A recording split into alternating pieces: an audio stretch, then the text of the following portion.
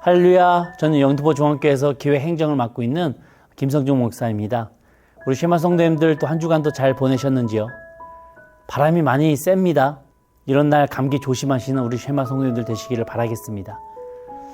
오늘 본문은 사울 왕이 죽기 직전에 이 무당을 찾아갔었던 그 장면을 기록하고 있는 부분이에요. 사울 왕은 오늘 28장 이후에 31장에 등장하게 되고 그때 길보아 전투에서 치명상을 입고 자살하게 됩니다. 그렇게 사울의 죽음으로 사무엘상 성경은 끝이 나게 되죠. 여러분 참 안타깝지 않습니까? 이스라엘의 제1대 왕으로서 기름 부음 받은 자였고 사무엘 선지자는 이 사울 왕을 아들처럼 아꼈었는데 어떻게 이렇게 하나님 한 번도 제대로 만나보지 못하고 말년에는 무당까지 찾아다니면서 이 마음의 위안을 얻으려고 했었는지 하나님의 자녀로서 또 기름 부음 받았던 왕으로서 보기에 참 불쌍하더라고요. 사무엘상 25장 1절에 보면 이 사무엘 선지자가 죽었다라고 기록을 할 때 다윗은 몰래 그 장례식까지 참석해서 애도하지 않았었습니까?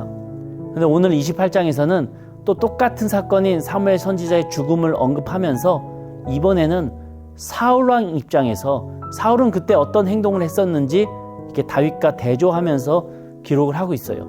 이 사무엘 선지자의 죽음 앞에서 사울이 제일 먼저 했던 행동이 뭔지 아십니까? 3절인데요. 사무엘이 죽었으므로 온 이스라엘이 그를 두고 슬피 울며 그의 고향 라마에 장사하였고 사울은 신접한 자와 박수를 그 땅에서 쫓아내었더라. 신접한 자의 원어를 찾아보면 히브리어로 바알라트 오브로서 이 오브를 다루는 여인이라고 하는 의미입니다. 그러니까 여성 무당을 의미하죠. 그리고 오브는 이게 동그란 마술, 구슬 같은 것을 의미합니다. 그리고 박수는 이제 박수 무당이라고 이 남성 무당을 의미하고요. 이 특이하게도 장례식 이후에 사울은 신접한 자와 박수를 쫓아내었다고 말합니다. 성경 기록은 쫓아내었다라고 하고 있지만 실상은 다 죽인 거예요. 그걸 어떻게 알 수 있냐면요. 오늘 본문 7절에 보시면 점치는 여인이 말하기를 그들을 그 땅에서 멸절시켰다라고 그 내막을 말하고 있습니다. 그렇다면 사울 왕은 사무엘 선지자가 죽은 이후에 그 라마에 있던 이 신접한 자와 박수 무당들을 왜 다 죽였을까요? 사울 왕이 이제야 정신 차린 겁니까? 지금이라도 하나님께 기쁨이 되고 싶어서 그런 행동을 했을까요? 아니요. 사울 왕은 아픈 과거를 기억하고 있었던 겁니다. 사무엘 선지자가 쓴소리를 했었습니다. 사무엘상 15장 22절과 23절인데요. 참 유명한 성경 구절이죠. 사무엘이 이르되 여호와께서 번제와 다른 제사를 그의 목소리를 청종하는 것을 좋아하심과도 같이 좋아하시겠나이까. 순종이 제사보다 낫고 듣는 것이 수장의 기름보다 나으니 이는 거역하는 것은 점치는 죄와 같고 완고한 것은 사신 우상에게 절하는 죄와 같음이라.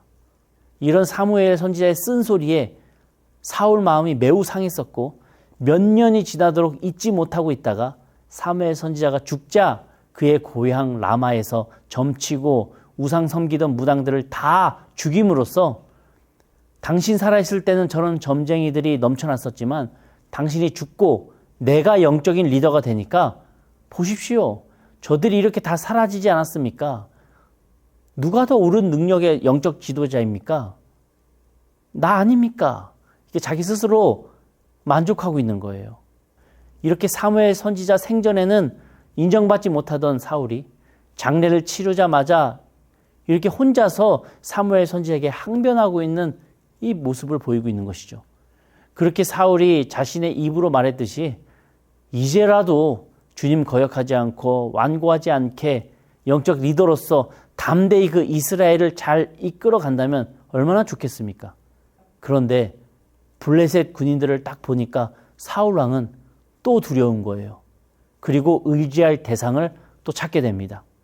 하나님의 엄연히 계시지만 사울 왕은 하나님을 찾을 생각도 하지 못하고 사람을 의지하고 싶어졌던 것이죠.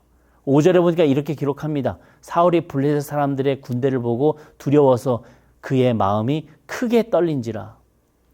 사울 왕에게는 마주하기 싫은 컴플렉스가 있었는데 이 바로 블레셋이라고 하는 종족이었습니다. 천적이라고 하지 않습니까? 사울 왕의 천적이 블레셋이었어요.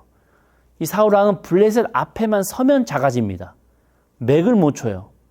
그런데 공교롭게도 다윗은 그 블레셋을 디딤돌 삼아서 유명해졌고 또 주님께 널리 쓰임받는 용사가 되었습니다. 이렇게 블레셋은 독특한 특징이 하나 있었는데 바로 이 블레셋은 약하다가도 강해지고 반대로 강하다가도 약해진다고 하는 특징이었습니다. 정치적으로 보면 블레셋은 5개의 도시가 연합해서 국가를 이룬 나라라고 했었죠.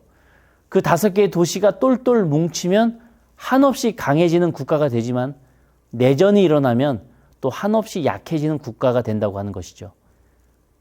제3자 입장인 사울이 볼 때는 블레셋은 약한 것처럼 보이는데 막상 나를 만나면 너무나도 강해진다고 하는 겁니다. 이젠 그게 컴플렉스가 돼서 블레셋을 생각하는 것만으로도 주눅이 들어요. 그런데 이 블레셋은 강했다가도 약해지고 약하다가도 강해진다고 했죠. 내가 하나님께 불순종할 때는 내 인생의 그 블레셋은 한없이 강해지지만 반대로 내가 하나님 앞에서 회개하고 순종하면 내 인생의 블레셋은 놀랄 정도로 약해진다고 하는 겁니다. 우리 인생 속에도 다 블레셋이 있지 않습니까? 참 무서운 돈이라고 하는 블레셋, 이 미묘한 인간 관계라고 하는 블레셋, 복잡한 감정이라고 하는 그 블레셋, 허무한 자괴감이라고 하는 그 블레셋, 내 건강이라고 하는 그 블레셋, 내 자녀라고 하는 그 블레셋, 내가 휘둘리면서 기도하지 못하면 그 블레셋은 한없이 강해집니다. 그러면 우리는 사울 왕처럼 또 착각하게 되죠. 아, 내가 약하니까 블레셋이 강해졌구나. 내가 무능하니까 이렇게 블레셋에게 수치를 당하는구나. 내가 약자구나. 여러분, 이거 맞는 말입니까? 맞지 않나? 만약 이게 맞다면요, 우리는 평생 블레셋에게 눌려 살아야만 합니다. 아니에요. 우린 다윗을 생각할 수 있어야 합니다. 다윗이 강해서 사울의 그 추격 속에서 살아남았습니까? 아니요. 반대로 다윗이 약해서 블레셋으로 망명한 겁니까? 아니요. 내가 약해서가 아니라 내가 하나님께 불순종하니까 블레셋이 강해진 거예요. 내가 무능해서가 아니라 내가 주님으로부터 멀어지니까 블레셋에게 이런 수치를 당하는 겁니다. 내가 다시 하나님께로 엎드리고 내가 다시 주님과 가까워지니까 신기하게도 블레셋이 약해집니다. 골리앗도 다윗 앞에서 메뚜기가 되는구나. 어떻게 할 때요? 내가 강해서가 아니라 내가 하나님께 순종하고 주님께 가까이 다가가니까요. 우린 이걸 기억할 수 있어야 됩니다. 사랑하는 우리 쉐마 성도님께서 이 영적 진리를 잘 기억하시면서 하나님과 나 사이의 그 관계로 인해 블레셋이 약해지는 그 영적 신비를 경험하시는 주의 자녀 되시기를 간절히 축원합니다. 오늘 본문 6절에 이렇게 기록해요. 사울이 여호와께 묻자오되 여호와께서 꿈으로나 우림으로도 선지자로도 그에게 대답하지 아니하시므로. 사울이 얼마나 다급했으면 대충 흉내는 내봅니다. 꿈속에서 주님이 응답하지 않으시고 대사장의 옷 그 에봇 속에 있는 우림과 둠밈이라고 하는 그 보석 붙잡고 기도해도 응답이 없으세요.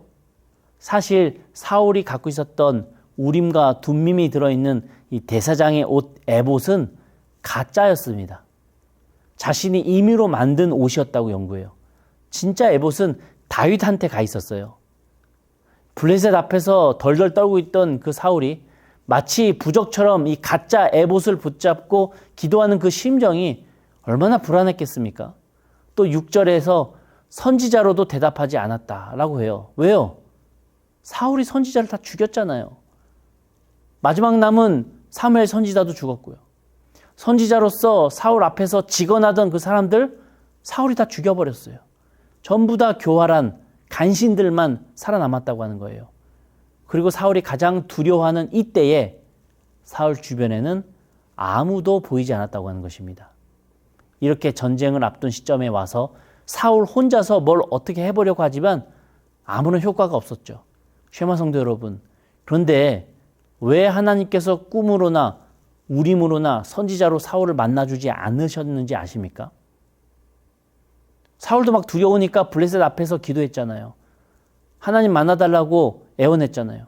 근데 하나님께서 응답하지 않으셨어요. 왜일까요? 왜냐하면요, 사울 왕은 항상 하나님 이외에도 다른 세상적인 대안이 있었기 때문입니다. 사울에게는 하나님만이 제 답입니다.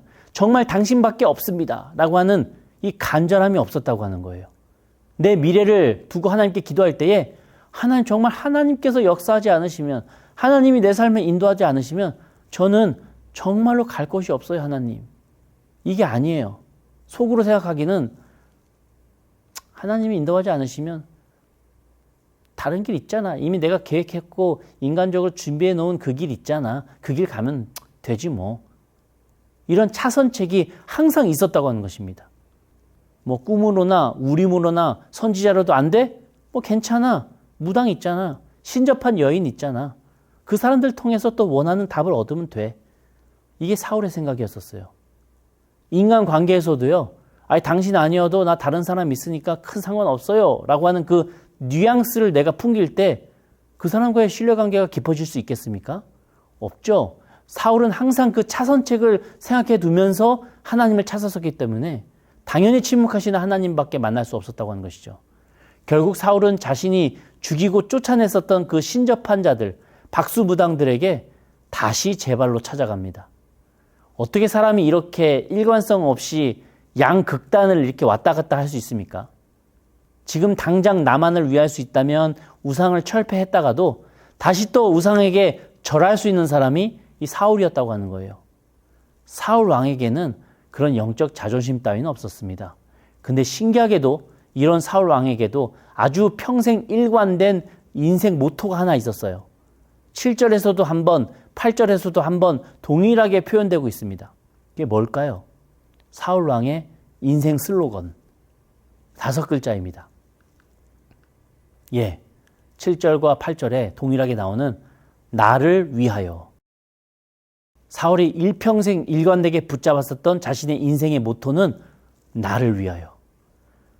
하나님의 영광을 위해서요? 아니요. 이스라엘 백성들을 위해서요? 아니요. 뭐 이스라엘 나라를 위해서요? 아니요. 그런 것은 안중에도 없습니다. 무조건 나를 위하여. 이것이 사울 왕의 일관된 가치관이었었어요. 나를 위해서 사는 사람과 하나님을 위해서 사는 사람은요, 목적어 하나의 차이인데 이게 내 인생의 삶의 기준과 판단을 다 바꿔 놓더라고요. 여기서 우리가 알 수 있는 것은 나를 위하여 섬기고 믿는 것은 그 어느 것이라 할지라도 우상이라고 하는 거예요. 그래서 하나님도 우상이 될 수 있습니다. 하나님을 위해서 내가 믿음 생활하는 것이 아니라 나를 위해서 믿음 생활을 하다 보니까 하나님도 그저 내가 원하는 것을 해줘야만 내가 믿어주는 나를 위한 신들 중에 하나로 전락하고 만다고 하는 것이죠. 그게 우상입니다. 그래서 우상 중심에는요, 지독한 자기 사랑, 자기 애가 똘똘 뭉쳐 있습니다. 그렇게 사울이 자기 사랑을 채우기 위해 하나님의 이름까지 마음대로 남용하는데요. 10절에 보니까 의역하자면 내가 하나님의 이름과 그분의 살아계심을 두고 맹세하겠다. 점치는 너를 내가 죽이지 않겠다. 이게 신앙 좋은 사람의 말입니까? 점치는 사람을 두고 내가 하나님 이름으로 맹세할게. 이게 지금 신앙인이 할 수 있는 말인가요? 잘 생각해 보시면요.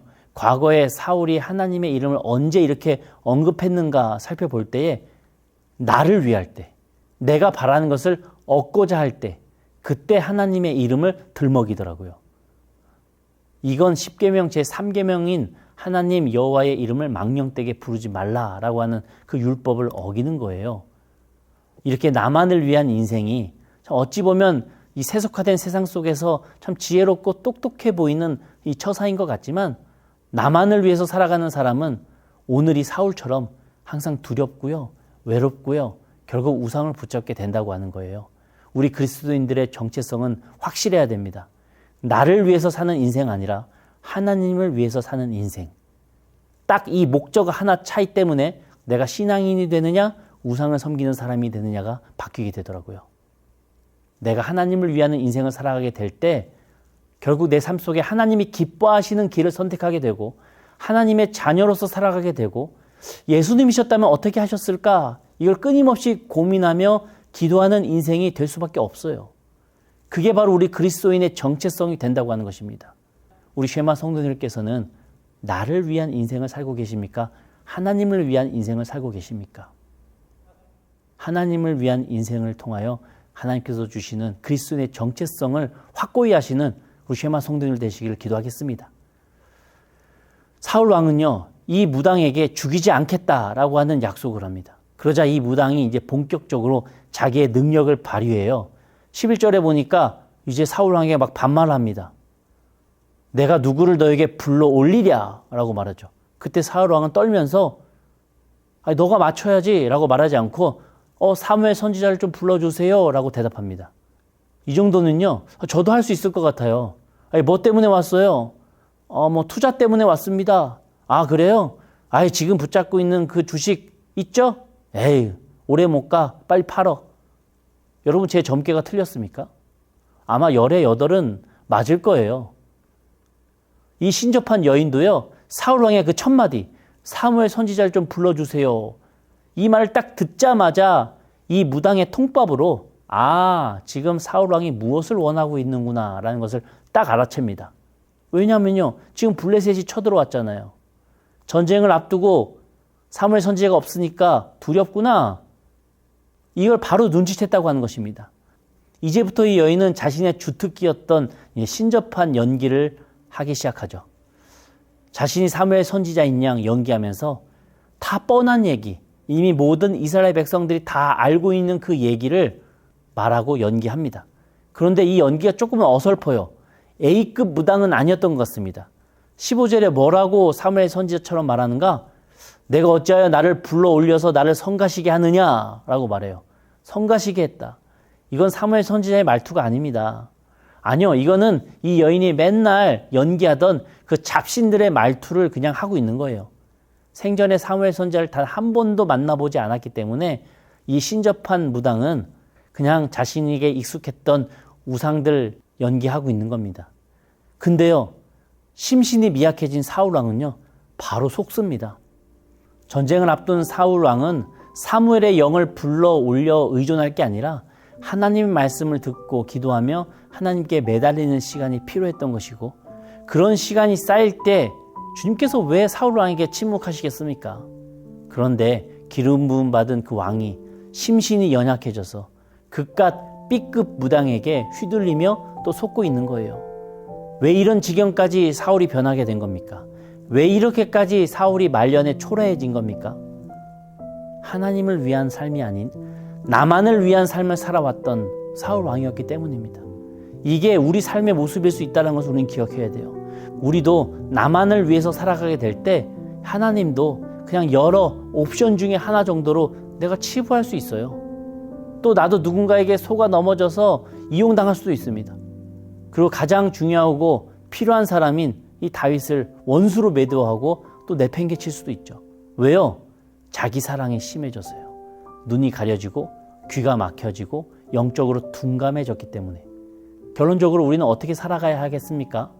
하나님을 위한 삶이라고 하는 그 일관성으로 신앙생활을 해야 된다고 하는 것이죠.